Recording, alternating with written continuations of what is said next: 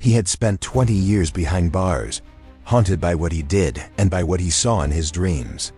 The night they opened the gate, he thought he was finally free. But there, under the flickering streetlight, stood a man in a black hat, smiling, waiting. No guards, no cars, just that smile. And the whisper that froze his blood. "You kept my seat warm, didn't you?" He realized then, freedom wasn't waiting for him. Satan was.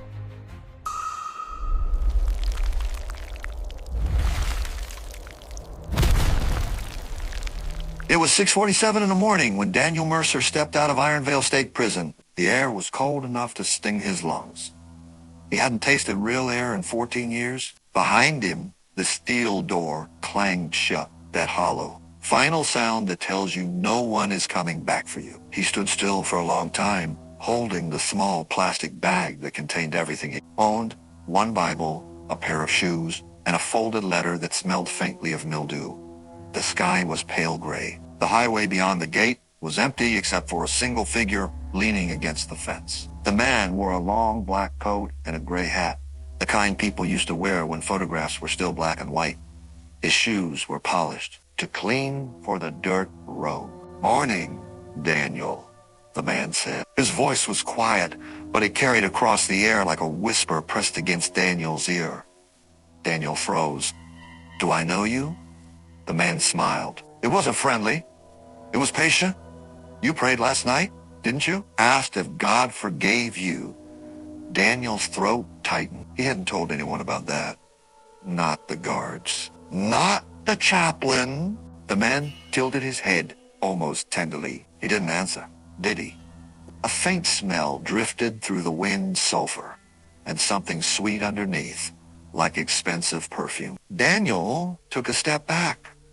"Who are you?" The man's smile widened, slow and deliberate, like someone savoring a secret. "I'm the one who listened when he didn't." The prison gate creaked behind them, groaning as it locked. Daniel turned startled, and when he looked back, the man was standing closer, impossibly close. "Don't worry," the stranger murmured.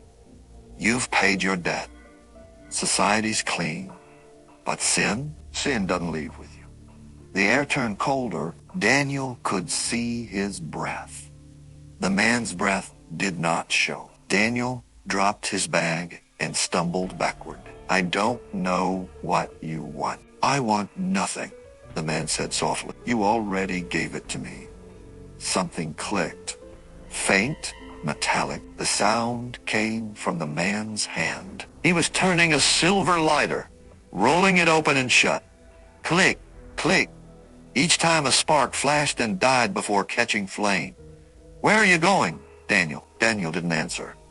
He turned and walked fast toward the highway. The gravel crunched beneath his boots. Behind him, the man's voice followed, calm and unhurried. "You'll see me again?" "They always do." The wind carried the faint crack of the lighter. Then, for just a second, the smell of burning paper. Daniel didn't look back. The video you're watching is based on true events. Subscribe for more stories that feel too real to be fiction, but only if you believe evil still walks among us. Daniel followed the dirt road to the state bus stop. A plastic bench, a cracked plexiglass wall, ambered by sun and nicotine. The schedule was taped crooked behind the glass. Someone had scratched a heart through it with a key. He sat, his duffel pressed against his knees. A truck passed on the highway, slow and heavy, and the shelter hummed. The cold raised goosebumps on his wrists. He checked the paper the caseworker had given him. Halfway house on Willow Street. Report to parole within 24 hours.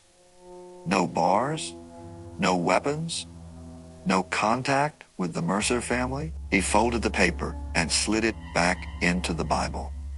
A woman in scrubs waited at the far end of the bench, scrolling her phone with a thumb that looked tired. She didn't look at him. He didn't blame her. He still wore the Sateshi coat, the gray that says, "Don't ask." A gust crept under the roof. The smell came with it. Sulfur, faint as a match blown out. Then a sweeter trace, like cologne in an elevator you can't escape. A shadow fell across his shoes. The man in the hat set his palm to the glass beside Daniel's ear. Fingernails, clean and pale, made a whispering drag against the surface, like writing without ink. "You made it to the bus?" the man said. "Easy. Conversational. Some men freeze at the gate." Daniel swallowed. "Why are you here?" "To keep you company." The man's smile showed no teeth. "Freedom tastes worse than you hoped, doesn't it?" The plexiglass ticked under his nails. Slow, patient tick, tick, tick. The woman in scrubs stood, tightened her jacket, crossed to the far side. Her eyes slid past them like fog. Daniel whispered, "If this is a joke, I'm not laughing." "Jokes end," the man said. "I don't." The temperature dipped. Daniel's breath clouded. The man's did not. The hat, perfect, felted, kept his eyes in shade even in weak daylight. "What do you want from me?" "Only what you already are," the bus growled in the distance. Blue and white, ordinary. Daniel clutched his bag like a swimmer holding tile. "You remember the night," the man said softly. "The kitchen light." The clock over the sink stuck at 3 o'clock. Her voice. "The knife in your hand." Daniel turned, furious. "Don't." A spark jumped from the man's lighter, though it never opened. The woman flinched and hurried toward the curb. "Confession is for God," the man murmured. "But I was there." The bus sighed to a stop. Doors parted. Daniel stood. The perfume wrapped his throat. "Choose," the man said. "Front, back, or with me." "I won't see you again," Daniel said. "You will," the man replied. "When you lie. When you touch what isn't yours. When you pass the house on Willow Street." Daniel stepped onto the bus. The doors closed like hands. Through the window, the man pressed his palm to the glass. Daniel felt the cold through air and distance, the kind that stays under your skin. The bus pulled away. The shelter shrank. The hat did not. Subscribe for more stories drawn from the edge between the seen and the damned. The bus dropped Daniel 2 miles from the halfway house. The driver barely looked at him, a tired nod, a grunt that might have been good luck. The sun had slipped behind thin clouds, painting everything in that colorless light before rain. Willow Street was quiet. Old houses, sagging porches, dogs behind chain-link fences. He walked past mailboxes with names rubbed away by time. His shoes scuffed grit. Every sound felt too loud. The flap of a loose shutter, a crow's single cry, the dry wheeze of his breath. The house was smaller than he expected. Pale yellow, with a crooked cross nailed above the door. A hand-lettered sign read Mercy House. Someone had underlined Mercy 3 times in red. Inside, a woman with a ponytail and a clipboard greeted him. "Daniel Mercer?" He nodded. "Room 4. Curfew's 10. No visitors, no alcohol, no attitude." Her tone was automatic, memorized. But when she looked at him, really looked, something flickered behind her eyes. Recognition, or maybe fear. He climbed the stairs. The hall smelled like bleach and coffee. His room was bare. A single bed, a desk, and a small mirror nailed above the sink. He set his bag down. For a moment, silence filled the walls like a living thing. Then, a faint scratching sound. He turned. The mirror trembled, almost imperceptibly. He stepped closer. His reflection stared back, thinner, older, eyes sunk deep. Behind his reflection, the hallway stretched empty. But in the corner of the glass, just the corner, a dark shape stood. A shoulder. A hat. Daniel spun. Nothing.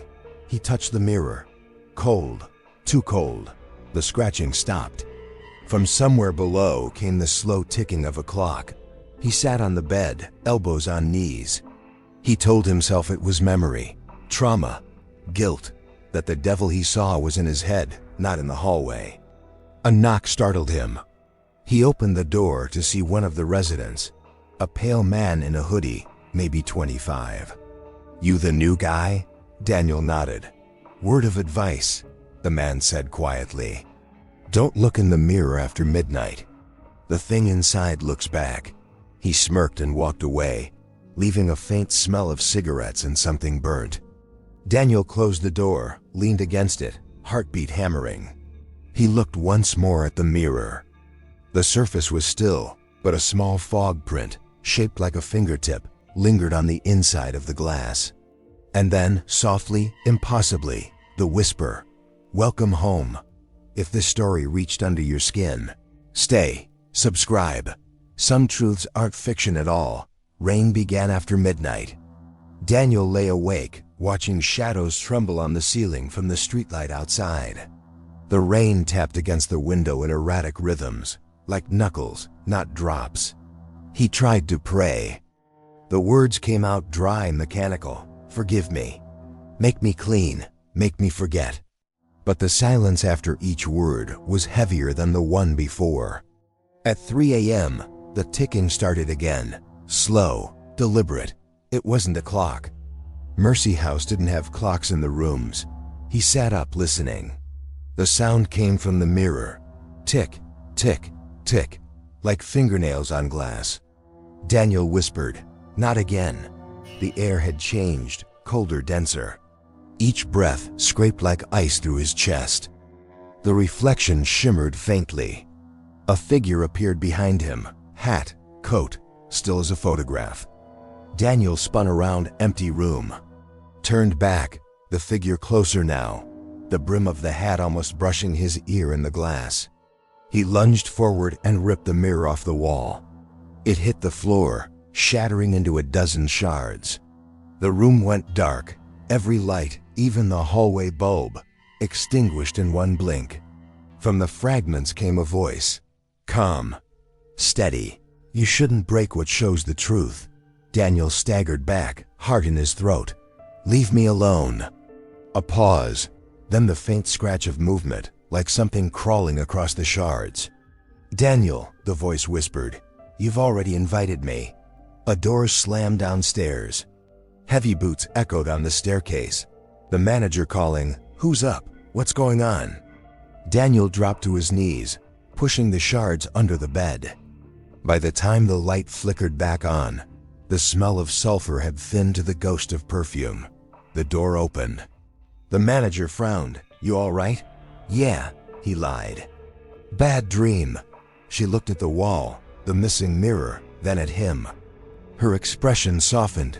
Pity, maybe, or resignation. "Dreams can't hurt you," she said. But as soon as she left, he noticed a single shard of glass still lying near his foot. It reflected not his face, but an eye, yellow, patient, blinking once, slowly, before fading to black.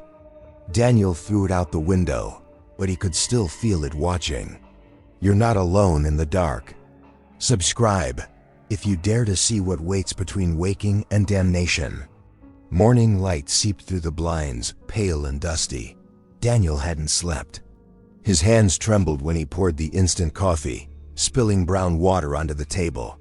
The others at Mercy House avoided looking at him. They must have heard the crash last night. He stared at his reflection in the window, fractured, blurred by raindrops, and thought of the eye in the shard.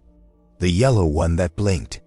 He told himself it wasn't real. Hallucination. Withdrawal from fear. But deep down, something in him already knew. He walked to St. Thomas Church at noon. The sky was washed out, air thick with humidity and traffic. The door creaked when he pushed it open. The smell hit him immediately. Wax, incense, and old wood soaked in centuries of prayer. A priest stood near the altar, wiping down the pews. Thin, gray-haired, kind eyes. "Can I help you, son?" Daniel hesitated. I need to confess." The priest nodded gently, leading him to the booth. Inside, the air was warm and still. Daniel spoke into the small brass grid. His voice shook. "I killed someone, 14 years ago. I told the courts. I told the doctors. But I never told God." The silence after felt like a held breath. Then the priest's voice came, calm, deliberate. "Why now?" Daniel swallowed hard. "Because he's here." "Who?" The devil. A pause. Then the sound of the priest shifting slightly, fabric brushing wood. You believe Satan is near you? I don't believe it. I know it. He told him about the man at the gate, the smell, the mirror, the eye. When he finished, the booth was quiet for too long. Finally, the priest whispered, "The enemy seeks the broken. You must resist. I've tried. Then you haven't truly let go of your sin." Daniel felt anger twist in his chest. "You think this is my fault?" But before the priest could answer, a faint click echoed through the confessional. Metal against metal. The sound of a lighter. Daniel froze. The smell of perfume and sulfur seeped through the grill. He looked toward the tiny pattern of holes and saw for a split second, not the priest's eye but something burning gold. A voice, the same patient, smiling tone, murmured, "You came to confess to me, Daniel. You always do." The door to the booth burst open. The real priest stood outside, alarmed. "Are you all right?" Daniel turned back. The other side of the confessional was empty. The candle beside it had melted halfway down, flame flickering, though there was no wind. He backed away, shaking. From behind him came a faint whisper, curling around his ear. "You're absolved, Daniel. By me. If faith falters, darkness speaks." Subscribe for more true stories from the thin edge between mercy and damnation. Daniel couldn't bring himself to return to Mercy House right away. He walked instead. No direction, just motion. The kind that fools the mind into thinking it's escaping. Downtown Ironvale was gray under the late afternoon clouds. People passed without seeing him. Students with earbuds, mothers with strollers, an old man feeding pigeons. Life moved on as if the devil weren't standing in plain sight somewhere behind him. At a bus stop near an abandoned video store, Daniel noticed a payphone. It shouldn't have worked. The receiver cracked, cord twisted. But when he passed, the light on the keypad blinked once. Green. He stopped. A sound came through the receiver before he even touched it. A faint hum. Then, beneath it, a voice, a whisper barely above breath. "Daniel." He froze. "No. Daniel, you wanted to talk to him. On the line that still works." He backed away. The smell again, sulfur sweetened with that same cold cologne. "Pick it up," the whisper urged. "He never answers." "I do." Daniel grabbed the receiver. "What do you want from me?" "To help. Help me how?" "By telling the truth." Static swelled. Within it, words began to form, his own voice, repeating lines he didn't remember saying. "I'd do anything to undo that night. Anything." The whisper laughed softly. "You meant that, Daniel." "I'm here to collect." The phone began to heat in his hand. Plastic warping, metal searing. He dropped it. It hit the ground with a hiss, the cord swinging gently like a noose. A man walking by muttered, "Crazy junkie," and crossed the street. Daniel stood there trembling, watching the phone sway. The wind carried the faintest sound of nails tapping against the glass box. Tick, tick. He walked fast toward the shelter. His heart pounded. At every corner, he felt eyes on him, not people's, but something colder. Something ancient that knew his name the way only guilt does. By the time he reached Mercy House, the rain had started again. The manager met him at the door. "You missed curfew," she said. But behind her, reflected in the window pane, the hat appeared for a fraction of a second. Still, waiting. He couldn't breathe. The manager frowned. "Daniel, you okay?" He looked past her shoulder and whispered, "He's here." Her expression softened into concern or pity. "You should rest." Daniel nodded, forcing himself inside. But before the door closed, a whisper slithered through the rain, clear as speech. "Don't pray tonight. I'll be listening." And then silence, the kind that doesn't end. If you're still listening, subscribe. The story isn't finished, and neither is he. He stared at rule number 2, no mirrors. He opened the door. The hall buzzed with weak fluorescent light. Other residents shuffled by, silent, gray-eyed. The smell of bleach was stronger today, sharp, almost chemical. In the kitchen, the manager stood pouring coffee. She smiled, too wide, as if her face had forgotten how. "Morning, Daniel." He nodded, uneasy. "You wrote the new rules?" "They're always posted Monday," she said. "You just never noticed." Her tone was kind, but her eyes flicked to his hands, as though expecting to see something there. "I didn't sleep," he said quietly. "Then you should pray," he almost laughed. "That doesn't work." She leaned closer. "It does, unless you pray to the wrong one." The room fell silent. The hum of the refrigerator cut out.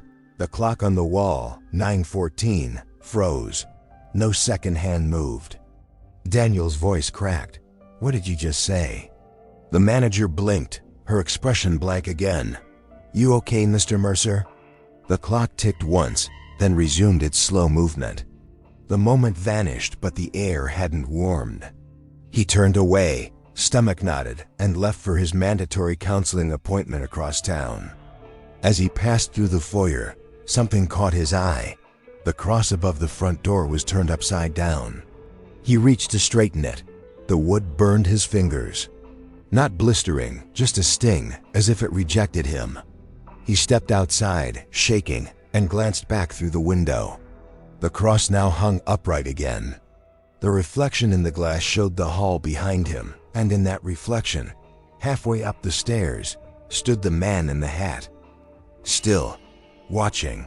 Daniel didn't go back inside. Evil doesn't knock, it checks in. Subscribe for the next chapter before the lights go out. The counseling office sat above a laundromat that smelled of detergent and damp clothes. Daniel climbed the narrow stairs, clutching the railing. The sign on the frosted door read Dr. Callan, licensed therapist. Inside, the air was too warm. A clock ticked softly on the wall. A chair creaked when he sat. Dr. Callan entered, tall, tidy, calm. Her glasses reflected the fluorescent light. She smiled the practiced smile of someone who's heard everything. "You must be Daniel Mercer," she said, setting her folder down. He nodded. "You were released last week. How's the transition been?" He hesitated. "Strange." "In what way?" "I keep seeing someone." "Someone from your past?" He shook his head. "He says he's been waiting for me since before I was born." Her pen hovered. "And who is he?" Daniel swallowed. "The devil." No laughter. No disbelief, just a slow blink. "Describe him." He did. The coat, the hat, the smell, the lighter. Her expression didn't change, but her eyes flickered, something between pity and recognition. "Daniel," she said softly, "do you believe this presence is outside you or part of you?" He looked at the window behind her. For a second, he thought he saw movement, a shadow crossing the glass from the inside. "Both," he said. She nodded. "Tell me about the night of the murder." He froze. "Why?" "Sometimes guilt wears a face." He gripped the chair arms. "I don't want to talk about that." A faint click. Her pen had fallen. She bent to pick it up, and when she straightened, the temperature in the room had dropped. The clock on the wall stopped ticking. "Daniel," she said, but her voice wasn't hers anymore. It carried a calm, almost amused lilt. "You shouldn't hide what I already saw." Daniel's blood ran cold. "Dr. Callan?" She smiled, too wide, too still. The hat's shadow crossed her face, though she wasn't wearing one. "Remember the kitchen," she whispered. "The way the blood steamed when it hit the floor?" He stumbled backward, knocking over the chair. "Stop!" The light flickered. When it steadied, she was normal again, confused, concerned. "Daniel, what's wrong?" He couldn't speak. He bolted for the door. On the wall outside, written in black marker, was a sentence that hadn't been there before. "Confession denied. Collection pending." The words dripped slightly, like ink still wet. "The devil doesn't haunt houses. He rents rooms in the mind. Subscribe if you still trust your own reflection." That night, Mercy House lost power. The entire street went dark just after midnight. No thunder, no storm, just sudden, absolute black. Daniel sat on his bed, staring at the faint orange glow from a candle the manager had left in the hall. The flame wavered, then stretched thin, like it was being pulled towards something unseen.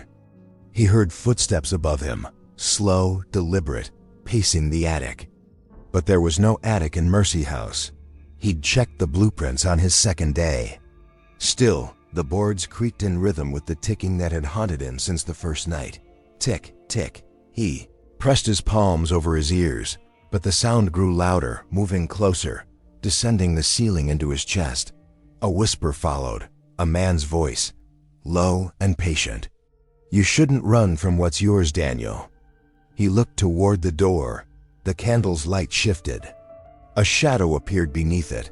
Long legs, the edge of a coat, the outline of a hat. "No," Daniel breathed. The knob turned slowly. He backed away until he hit the wall. His heart pounded so hard he could hear it echoing off the wood. The door didn't open. Instead, something cold brushed across his cheek, invisible, but real, like fingers made of air. He whispered a prayer, half forgotten. "Deliver us from evil." A quiet laugh answered him. Too late for that. Then silence. The air went still, the ticking stopped. When the lights flickered back on, his room looked untouched, except for the wall above the bed. 4 words had been burned into the plaster, faintly smoking. "You still owe me." His knees gave out. He crawled to the corner, shaking, staring at the message until dawn bled through the blinds. At breakfast, the other residents spoke in hushed voices. "Power's out all over town," one said.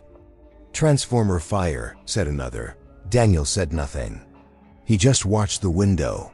The street outside empty, except for a man standing across from the house. Black coat, gray hat, head slightly tilted, as if waiting for acknowledgement. When Daniel blinked, he was gone. But the faint smell of burning wire drifted through the open window, laced with perfume. And from somewhere far away, a single lighter clicked, once. Darkness doesn't fall. It arrives on schedule. Subscribe. The hour is getting closer. By the time Daniel reached the halfway house's front door, the sun had dipped behind the mountains, casting long, cold shadows across the street. He couldn't escape the feeling that something was always watching him now. The hairs on the back of his neck prickled when no one was near.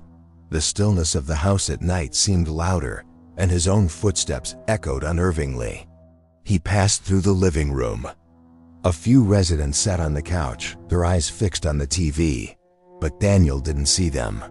The clock on the wall ticked loudly, too loud. "Hey, Mercer," one of the men called from the couch. "You okay? You look like hell." Daniel didn't respond. He couldn't. He wasn't sure if he was okay anymore. The manager was in the kitchen, her voice barely above a whisper as she spoke with another resident. The smell of something burning, toast maybe, reached him. He turned down the hall, heading to his room. The door to the attic was ajar. The stairs leading up creaked, though no one had walked on them. The faint smell of sulfur tainted the air again. It was followed by that sickly sweet scent, the perfume. He paused. His breath caught in his throat. The man in the hat was standing at the top of the stairs. He wasn't moving. He wasn't even breathing. His eyes, those dark, fathomless eyes, stared down at Daniel, waiting. Daniel's legs turned to stone. His heart thundered, but his feet couldn't seem to move. The man tilted his head, and in the cold silence, Daniel could hear it, the faintest click of a lighter opening. The soft, cruel drag of the flame lighting. "I've been waiting," the man whispered. "Waiting for you to understand." "Understand what?" Daniel rasped. The man smiled, just the curve of his lips, not a full expression. But the coldness in his face deepened, making it feel more like a threat. "You can't escape me." "You never could." The words were soft, almost sad, but underneath, there was something far darker. The door behind Daniel creaked open, and the manager appeared. She stopped, frozen when she saw the man at the top of the stairs. He looked at her, and smiled. The manager's face twisted in shock, then something else. Something familiar. Recognition. "No," she whispered. "Not you." The man didn't move. He didn't need to. His presence filled the hallway, consuming it. Daniel turned to run, but the walls seemed to close in on him. The room grew darker, colder. The air thickened, pulling the breath from his chest. He stumbled into his room, slammed the door shut, and fell against it, gasping for air. The room was silent again, still, no ticking, no footsteps. But he could feel it, like a weight on his chest, the smell of burning wire. He reached for the light switch, his fingers trembling. The light flickered. In the corner of the room, reflected in the mirror that shouldn't have been there, the man in the hat stood. The clock on the wall started ticking again, slowly, like it had just been wound. Tick, tick. Daniel's breath caught in his throat. And then, a voice so close it sounded like it came from inside his skull. "You're mine now." What happens when you can't outrun the past? Subscribe. It's never too late for you to meet him. The following day, Daniel didn't leave his room. He couldn't. The man in the hat, or whatever he was, had crossed the line. The reflection, the voice. It was more than a presence now. It was real. He tried to focus, to block out the terror that clawed at his chest. But every time he closed his eyes, the man's cold, knowing smile hovered behind his lids. It was mid-afternoon before there was a knock at his door. "Daniel?" The manager's voice sounded far too calm. "You missed your meeting with Dr. Callan." He didn't answer. He couldn't bring himself to. The door creaked open anyway. She stepped inside, her footsteps light and quiet. She paused when she saw the chair by the window, tipped over, the papers scattered. "Daniel?" He didn't turn. His back was pressed against the wall. The bed was untouched, the sheets still perfectly made, but something in the air had shifted. The silence was unbearable. The manager sighed. "Listen, I understand it's hard. I've been through it myself." His heart stopped. "What? Just... We don't talk about it." "But..." She stopped, her face going pale. "I've seen things, Daniel. Strange things. I thought I was losing my mind." Her words dripped like poison, slow and deliberate. "What things?" he whispered. Her hands shook as she set down the clipboard. She looked toward the door, and then her eyes flicked toward the window. But the curtains were still. The room was as it should have been. "There's a presence here, Daniel. I thought it was just me, that I was going crazy. But I saw it too, the man in the hat." Daniel's blood ran cold. He stood, shaking. "You've seen him?" She nodded, her lips trembling. "Yes, twice. First when I came to work here, and then the night you arrived. I thought it was just fear, but I couldn't shake it. There's something about this house. Something that welcomes it." He stepped back. "How do I stop it?" She looked at him with pity, or maybe something darker. "You can't." "What do you mean?" "There's a way, right?" "You." But the door creaked open again. A figure stood in the doorway. It wasn't the man in the hat. The other man was smaller, with a rougher appearance, wearing a faded jacket and a pair of jeans. He was a stranger, but there was something familiar about him, something tugging at the back of Daniel's mind. The stranger stepped inside. "Is he here?" he asked, his voice hoarse and urgent. Daniel's heart skipped. "Who are you?" The stranger's eyes were wide, haunted. "You don't remember me? It's me, Daniel." "It's Gavin." The name hit Daniel like a hammer. Gavin, his brother, but it couldn't be. Gavin had died 14 years ago, in the same incident that had sent Daniel to prison. He had been one of the victims. "No," Daniel whispered, his voice cracking. "You're dead." The stranger's mouth twisted into a sad smile. "I was Daniel. Until he brought me back." The room seemed to darken, the edges of everything blurring. The man in the hat, stood in the doorway now, his face hidden in shadow, but his presence was undeniable. Gavin stepped back as if drawn by an invisible force. He's waiting. He's waiting for you to pay what you owe. Daniel wanted to scream. He wanted to run. But the air in the room was thick now, like it was suffocating him. Gavin's body swayed slightly, and Daniel could see the emptiness in his eyes. He wasn't really here. The manager stepped toward Daniel. "It's not just you. He's been coming for all of us." She turned toward the door, her eyes haunted. "I thought I could protect you, but I was wrong." Daniel's head spun. "What are you talking about? What's happening here?" The man in the hat stepped forward. Gavin didn't move. The manager was silent. "You're in his house now," the man in the hat said, his voice chilling. "You've always been. Every step you've taken has been part of my plan." Daniel's body trembled, but he couldn't look away. The weight of his sins, the guilt, it all crushed him in that moment. He had known it was coming, but he didn't know how to escape. "You didn't know what you were doing when you took his life, Daniel," the man continued. "But you've been paying ever since." The air in the room shifted again, colder now. "I'll never stop, Daniel. Not until you're mine. Not until your soul is mine." Daniel could feel it now, the weight of something terrible, something beyond his understanding. But in that moment, he knew one thing. It wasn't just his soul anymore. It was theirs too. He never leaves. He's always been here. Subscribe before he comes for you. The clock ticked slowly in the corner of the room. Every second seemed to stretch and warp in the thick, suffocating air. Daniel's heart raced, but his legs wouldn't move. The man in the hat, standing so still that it was as if he were part of the shadows themselves, filled the doorway. His eyes were cold, infinite. Gavin's body swayed, barely holding together, and the manager stood with her hands folded in front of her, too still, too silent.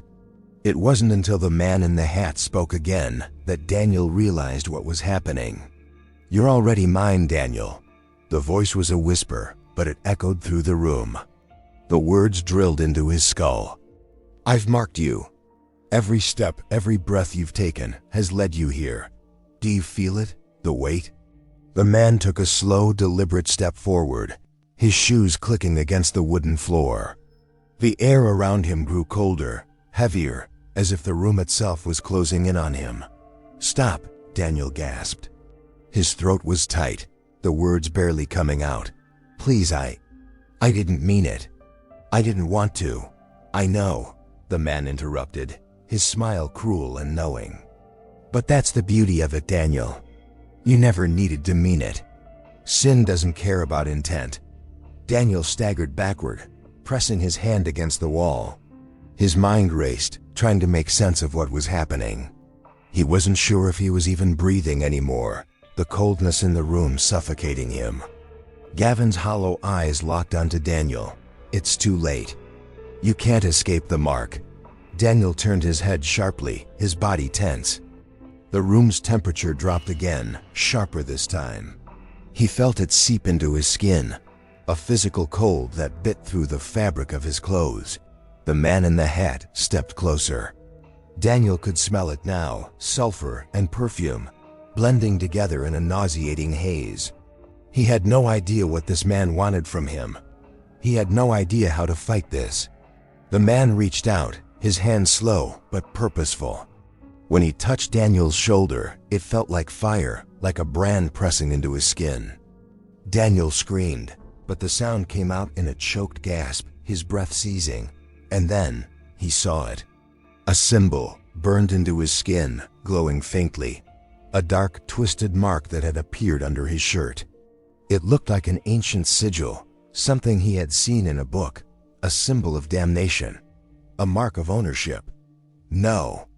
Daniel cried out, clawing at his shoulder, but the mark burned deeper. He could feel the heat spreading beneath his skin, as if it was crawling into his veins. "You've been marked, Daniel, forever." The man in the hat's voice was closer now, his breath cold on Daniel's neck. "And now ... your soul is mine." Gavin's eyes didn't move. He just stared, hollow and empty. "You made the choice. We all did. Daniel collapsed to his knees, shaking uncontrollably. The air was thick with the stench of sulfur and rot. The mark on his shoulder flared with heat, and every part of him screamed in agony. The manager's voice barely reached him. "I tried to stop it. I didn't know you'd come." He looked up at her. She had seen it too, the mark, the man in the hat. She had known it would happen. "I couldn't protect you, Daniel," she whispered. "None of us can escape it." The man in the hat's smile widened. "No one can escape me, not now. Not ever." His hand slid down the side of Daniel's face, cool and smooth. Daniel tried to jerk away, but it was like his body wasn't his own anymore. The mark burned, every inch of his skin igniting with unbearable pain. The man's grip tightened, pulling Daniel's face closer. Daniel was drowning in a haze of cold and heat, in the weight of everything he had done, everything he had tried to forget. The past, his sins, they were all crashing down on him. There was no escape. "Look at me," the man whispered. "You will never be free. You've already sold your soul." And as Daniel's vision blurred, the last thing he heard was the sound of a lighter clicking, just one more time. There is no redemption. There is only the mark. Subscribe, and pray it's not too late for you. The room was silent. Not even the ticking clock on the wall dared to break the stillness that hung in the air like an unbearable weight. Daniel lay on the floor, trembling, every nerve alive with agony, his body pinned by the invisible force of the man in the hat's grip. He wanted to scream, but the pain had stolen his voice. His head swam, vision flickering in and out. The mark on his skin throbbed, burning, as though it were alive, growing, spreading deeper into his soul. The world seemed to warp around him, flickering like a broken television. The edges of the room blurred. His pulse thundered in his ears. In the distance, he thought he heard the faint sound of footsteps, echoing, endless. "Please," he whispered, but the words were swallowed by the darkness. And then, as though the room itself had opened up and swallowed him whole, he found himself standing. The walls were gone. The floor was gone. There was nothing but blackness, endless and suffocating. He wasn't sure if he was still alive. It didn't feel real anymore. The pain in his chest, the fire on his skin, the cold in his bones, it all seemed so distant now, like a dream he couldn't wake up from. And there, in the center of the blackness, stood the man in the hat. "Welcome," the man said, his voice low, resonant, almost sad. "It's finally time." Daniel opened his mouth, but no words came out. He was empty, hollow. He could feel the presence of something far worse than anything he had ever imagined. Something that knew him, that owned him completely. "You should be proud," the man continued. "So many souls try to resist. You gave up the fight. It was never about the murder, Daniel. You're mine because you wanted to be." Daniel felt something move inside of him, something dark, something he had buried years ago, guilt, shame, the truth he had tried so desperately to forget. He had always known. The man's smile grew. "You think this is the end? No, Daniel. This is just the beginning. The beginning of your true purpose." Daniel fell to his knees, clutching his chest as if trying to hold himself together. "No, please no." But the man was already walking toward him, his black coat trailing behind him like the shadow of death itself. His hand reached out, and as it touched Daniel's forehead, the world went completely still. The coldness of the man's touch seeped into his very soul, an unbearable frost that cut through his heart. "You are mine now," the man whispered, the words curling into Daniel's mind like poison. "And you will serve me, as all souls must." The coldness spread, seeping deeper into Daniel's body, freezing his thoughts, his breath. The mark on his shoulder flared again, this time more intense than ever. It was burning him from the inside out, turning him into something not human. "You'll never escape," the man said softly. "You never could." Daniel opened his eyes one last time, and as he did, he saw the light. A small flicker in the distance, as though a door had cracked open in the endless blackness. But it was too late. The darkness consumed him. The light was gone. The man in the hat stood tall over him, and Daniel felt the weight of his sins, of the choices he had made, choices that had led him here. The man leaned down, his face inches from Daniel's. "You made your choice, Daniel, and now you'll live with it, forever." And as the last shred of Daniel's consciousness slipped away, the final thing he heard was a soft, cruel click, the sound of the lighter opening for the last time. The end of the road is closer than you think. The devil doesn't forget. He never will. Subscribe. But no, once you're marked, it's too late for you. Daniel didn't know how long he had been standing there. The world had faded into a blur of shapes, and the ground beneath his feet had become soft, like the earth itself was shifting beneath him. He looked down, but there was no floor, no walls, only a vast, endless expanse of darkness. He tried to move, but his legs were unresponsive. His body felt as though it no longer belonged to him. The man in the hat had disappeared, and for a brief moment, Daniel thought he was alone. The silence pressed in, suffocating him. It felt as if time had stopped, or perhaps it had never existed here, in this place. But then, a voice, a whisper that seemed to come from everywhere and nowhere. "Do you understand now?" Daniel shuddered, his eyes darting around, but there was no one in sight. "You've been mine from the moment you took that life. From the moment you betrayed the truth you knew." The voice was softer now, but no less chilling. "I gave you the gift of freedom, Daniel. You took it, and look where it led you." Daniel felt a twist of nausea, but he couldn't speak. His mouth was dry, as if he hadn't had water in days. "You thought you could outrun me," the voice continued, "but I am always with you. I was with you in the prison cell. I was with you at the gate. I was with you at Mercy House."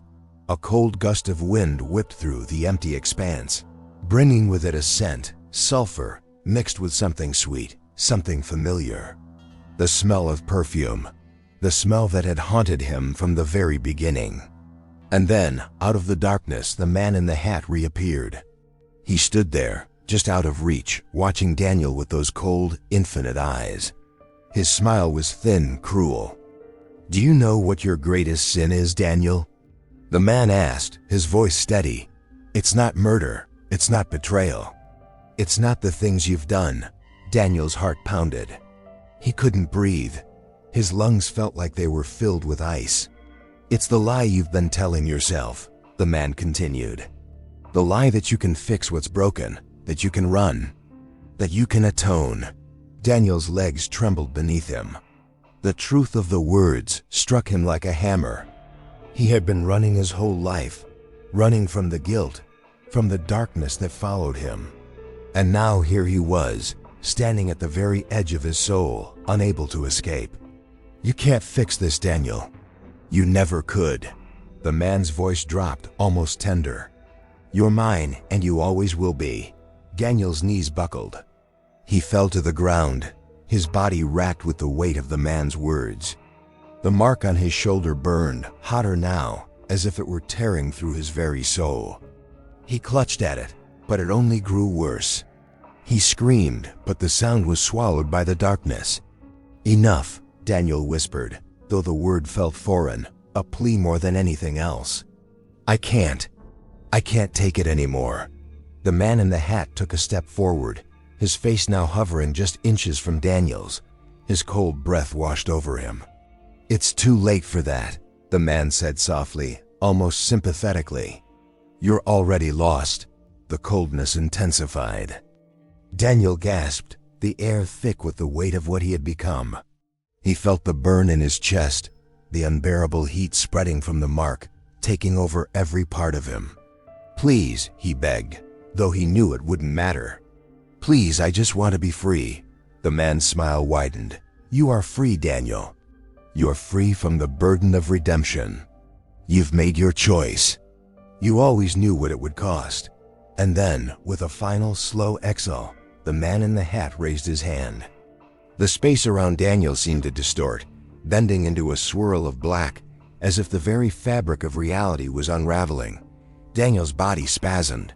His eyes rolled back in his head. The mark on his skin flared, and then, with an unbearable crack, the pain disappeared. The darkness consumed him. You can't escape your fate.